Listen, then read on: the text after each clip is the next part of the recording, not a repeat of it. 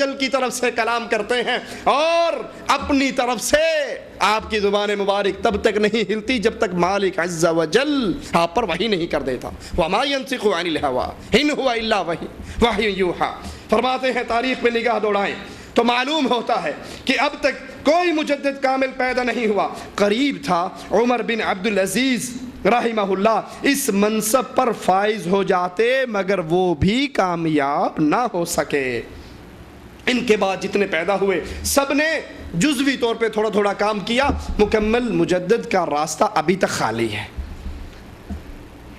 اسی طرح دجال کے فتنے کے متعلق صحیح مسلم کے اندر روایت موجود ہے. رسول اللہ صلی اللہ علیہ وسلم نے دجال کا ذکر فرمایا اور نصیحت فرمائی. اے اللہ کے بندو ثابت قدم رہنا. ہم نے عرض کی دجال کتنی مدت تک زمین پہ رہے گا؟ رسول اللہ صلی اللہ علیہ وسلم نے فرمایا 40 روز تک. پہلا دن 1 سال کے برابر، دوسرا دن 1 مہینے کے برابر، تیسرا دن 1 ہفتے کے برابر اور 37 دن تمہارے عام دنوں کے برابر. دیکھیے صحابہ کا ایمان. ہم نے ابتدا میں عرض کی تھی جنت میں جانے کا راستہ کلیہ فارمولہ ویسا ایمان بنائیے جیسا محمد کریم صلی اللہ علیہ وسلم نے بیان فرمایا. آپ کے صحابہ نے وہ ایمان بنا کر دکھایا، ویسے تسلیم کیا نبی کی باتوں کو. اب عقل تو نہیں مانتی.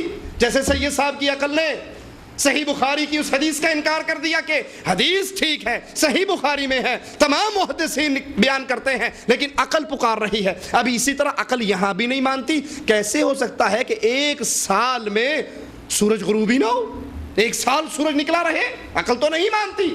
لیکن صحابہ نبی کی باتوں کو اپنی عقلوں کی بنیاد پر رد نہیں کیا کرتے تھے، بلکہ جو زبان محمد صلی اللہ علیہ وسلم سے نکلا کرتا تھا اللہ کے پیارے حبیب تسلیم، آپ کے پیارے صحابہ تسلیم کرتے تھے. صحابہ نے یہ نہیں پوچھا اللہ کے نبی عقل کیسے مانے گی، اس میں یہ شبہ ہے، اس میں یہ شبہ ہے، اس میں یہ اعتراض ہے. فرمایا یا رسول اللہ صلی اللہ علیہ وسلم جب وہ 1 سال کا 1 دن ہوگا ہمارے لیے 5 نمازیں کافی ہوں گی.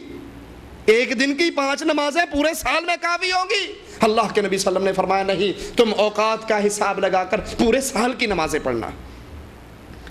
ابو داؤد میں روایت ہے رسول اللہ صلی اللہ علیہ وسلم عشاء کی نماز میں تاخیر سے آئے اور آ کر کہنے لگے مجھے تمیم داری جو عیسائی عالم مسلمان ہو گئے تھے ان کی باتوں نے روک لیا. ان کو ایک آدمی ملا جو سمندری طوفان کے سبب ایک ایسے جزیرے پر پہنچا جہاں پر ایک عورت اپنے بالوں کو نوچ رہی. اس نے پوچھا تو کون ہے؟ کہنے لگی میں دجال کی جاسوس ہوں. اس محل کے اندر داخل ہو جا، اس محل میں داخل ہو جا. وہ محل میں داخل ہوا تو وہاں ایک شخص زنجیروں سے جکڑا ہوا زمین و آسمان کے درمیان کود رہا. اس سے پوچھا تو کون ہے؟ وہ جواب میں کہنے لگا کیا امیوں کا رسول آ گیا؟ کہا آ گیا. کہا کیا انہوں نے اس پر ایمان لے کر آئے؟ انہوں نے کہا ہاں انہوں نے ان کے لیے ان کی اطاعت کی. کہا میں دجال ہوں اور ان کی اطاعت کرنا ان امیوں کے لیے بہتر ہے. اس کے بارے میں اللہ کے نبی کی بے بہا حدیثیں ہیں. لیکن آئیے سنیے سید صاحب اس بارے میں کیا بیان فرماتے ہیں. دجال کے مسئلے کو بیان کر کے ان سے سوال کیا جاتا ہے. ان کی کتاب رسائل و مسائل جلد 1 صفحہ اس کا 35 اور 37 ہے. ایک شخص سوال کرتا ہے کانا دجال کے متعلق مشہور ہے وہ کہیں قید ہے تو آخر وہ کون سی جگہ ہے؟ آج تو دنیا کا کونا کونا انسان نے چھان مارا ہے، پھر کیوں کانے دجال کا پتہ نہیں چلتا؟ اب یہ عقل آواز لگا رہی ہے. ہر چیز کو تلاش کر لیا گیا لیکن وہ کیوں نہیں ملا؟ سارے جزیرے چھان مارے، سیٹلائٹ کی بھرمار ہو گئی، دنیا اتنی ترقی کر گئی، لیکن وہ کہاں چھپا ہوا ہے؟ وہ کیوں نہیں نظر آتا؟ سید صاحب جواب دیتے ہیں صفحہ 37 ہے رسائل و مسائل حصہ اول. کہتے ہیں یہ کانا دجال وغیرہ تو افسانے ہیں. رسول اللہ صلی اللہ علیہ وسلم اپنی امت کو ڈراتے ہیں اور فرماتے ہیں ہر نبی نے اپنی امت کو ڈرایا، میں بھی تمہیں ڈراتا ہوں. جو سورۃ کہف کی 10 آیات کو یاد کر لے گا وہ اس کے لیے دجال سے نجات کا راستہ. القرآن رمضان شوال 64 ہجری ستمبر اکتوبر 1945. اور اب یہ موجود ہے حوالہ رسائل و مسائل جز اول سید مودودی صاحب کا. سوال کرنے والا بھی نہ رکا. اللہ کے نبی کی حدیث آپ نے دیکھ لی. اب لازمی بات ہے کہ حدیث مسلم کی موجود ہے دجال کے بارے میں، لیکن ہو سکتا ہے وہ مزاج سید میں نہ آئی ہو. سندن تو درست ہو لیکن ان کی روح تو روح محمدی میں گم ہے، وہ تو اندر سے وہ ہیرا تلاش کر لیتے ہیں کہ واقعی یہ ہیرا ہے یا پتھر ہے۔ سائل نے پھر سوال کیا کہ آپ کہتے ہیں یہ ویسے ہی مشہور ہو گیا، حالانکہ احادیث کے اندر کم از کم 30 روایات میں دجال کا تذکرہ موجود ہے، جس کی تصدیق بخاری، مسلم، ابو داؤد، ترمذی، ان کے بہقی کے اندر موجود ہے، تو پھر آپ کیسے کہتے ہیں یہ افسانہ ہے؟ تو فوراً جواب کو بدل کر کہتے ہیں میں نے جس چیز کو افسانہ قرار دیا وہ یہ خیال ہے کہ دجال کہیں قید میں ہے۔ اللہ کے نبی صلی اللہ علیہ وسلم کی روایت، احادیث ابو داؤد کے اندر موجود ہے، تمیم داری کا قصہ تفصیل سے موجود ہے، لیکن سید صاحب فرماتے ہیں کہ نہیں، یہ افسانہ، کہانی ہے، یہ حقیقت نہیں ہے۔ اور مزید تفصیل سے اس پہ کلام کرتے ہیں ترجمان القرآن ربیع الاول 1365 ہجری میں۔ کسی نے یہی سوال کیا تو جواب میں کہتے ہیں نعوذ باللہ ثم نعوذ باللہ، الفاظ کی شدت پہ غور کیجئے۔ کہتے ہیں حضور کو اپنے زمانے میں یہ اندیشہ تھا، ترجمان القرآن ربیع الاول 1365 ہجری، حضور کو اپنے زمانے میں یہ اندیشہ تھا کہ شاید دجال آپ کے عہد ہی میں ظاہر ہو جائے یا آپ کے بعد کسی قریبی زمانے میں ظاہر ہو۔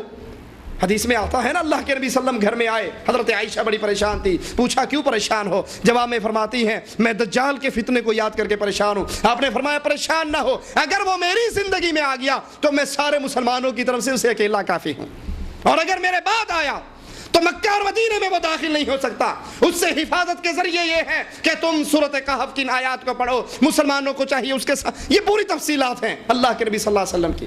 لیکن سید صاحب فرماتے ہیں حضور کو اپنے زمانے میں یہ اندیشہ تھا کہ شاید دجال آپ کے عہد ہی میں ظاہر ہو جائے یا آپ کے بعد کسی قریبی زمانے میں ظاہر ہو، لیکن کیا 1350 برس کی تاریخ نے یہ بات ثابت نہیں کر دی کہ حضور کا اندیشہ صحیح نہیں تھا؟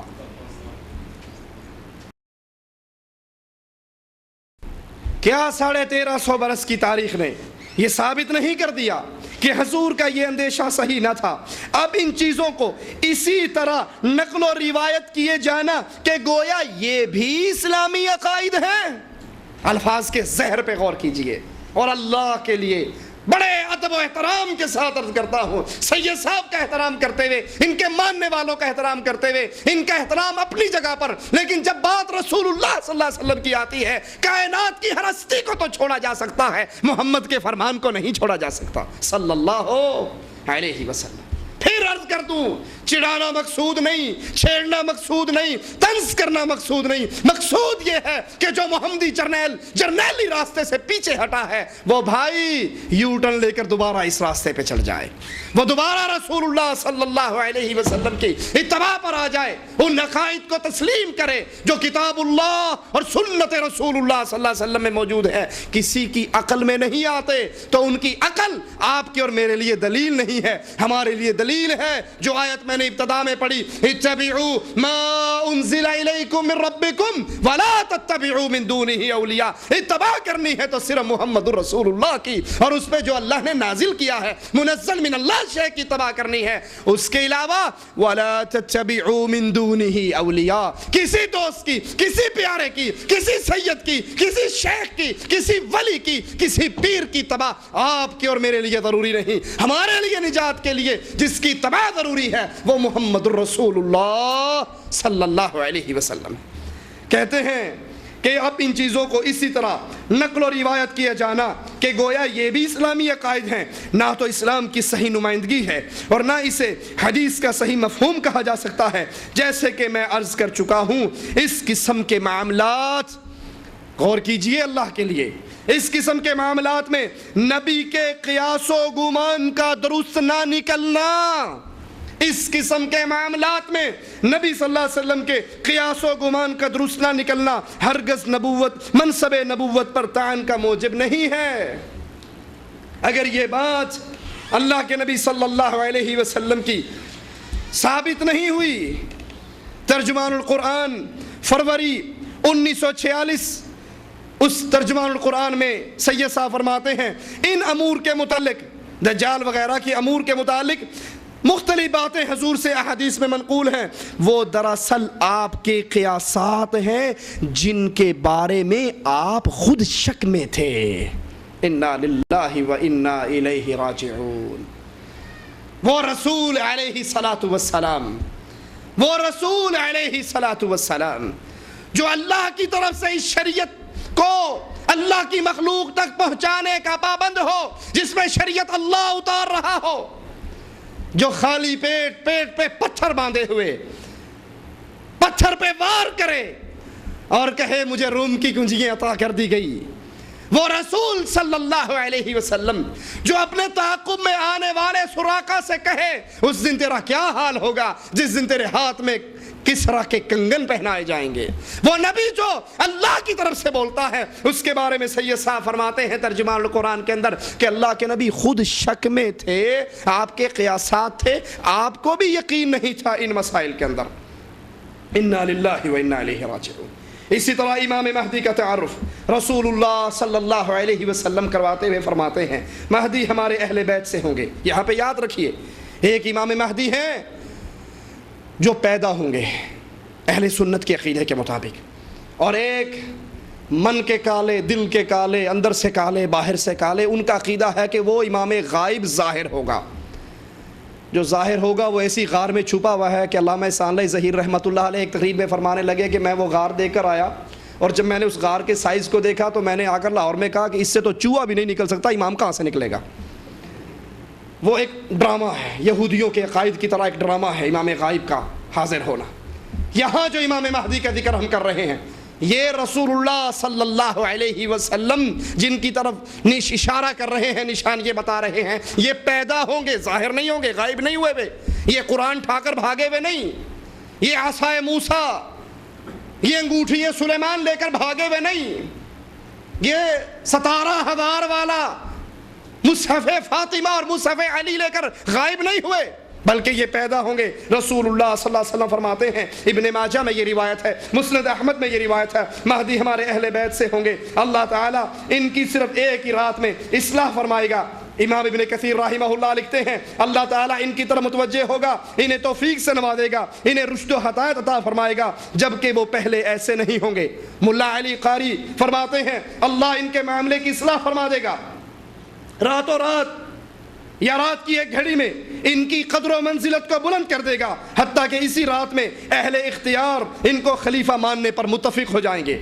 ام المؤمنین ام سلمہ رضی اللہ تعالی عنہا فرماتی ہیں رسول اللہ صلی اللہ علیہ وسلم نے فرمایا ایک خلیفہ کی وفات کے موقع پر لوگوں میں اختلاف ہوگا، اہل مدینہ میں سے ایک آدمی بھاگ کر مکہ میں پہنچ جائے گا، اہل مکہ اس آدمی کے پاس آئیں گے اور اسے مجبور کر کے گھر سے نکالیں گے، حجر اسود اور مقام ابراہیم کے درمیان لے جائیں گے، وہاں اس کی بیعت کریں گے، شام کی طرف سے ایک لشکر روانہ کیا جائے گا جو کہ مکہ و مدینہ کے مابین زمین میں دھسا دیا جائے گا، لوگ اس کے پاس پہنچیں گے، اس کی بیعت کریں گے، پھر قریش کے خاندان میں سے ایک آدمی اٹھے گا، وہ ان کی طرف لشکر بھیجے گا، وہ ان پر غالب آ جائیں گے اور یہ مغلوب لشکر اسی بنو کلب کا ہوگا، اور جو ان کے لشکر سے حاصل ہونے والی غنیمت سے کچھ حاصل نہ کر سکا وہ بھی محرومی ہوگا، وہ شخص غالب لشکر والا مال تقسیم کرے گا، لوگوں میں نبی اکرم کی سنت کو نافذ کرے گا، اس وقت اسلام مکمل نافذ اور مستقر ہوگا، وہ 7 سال رہے گا۔ یاد کر لیں نبی صلی اللہ علیہ وسلم کی نشان یہ کیسے سٹیپ بائی سٹیپ آپ سمجھا رہے ہیں، 7 سال تک رہے گا اور مسلمان اس کی نماز جنازہ پڑھیں گے۔ مسند احمد اور ابو داؤد کے اندر یہ احادیث موجود ہیں۔ مگر آئیے سید مودودی صاحب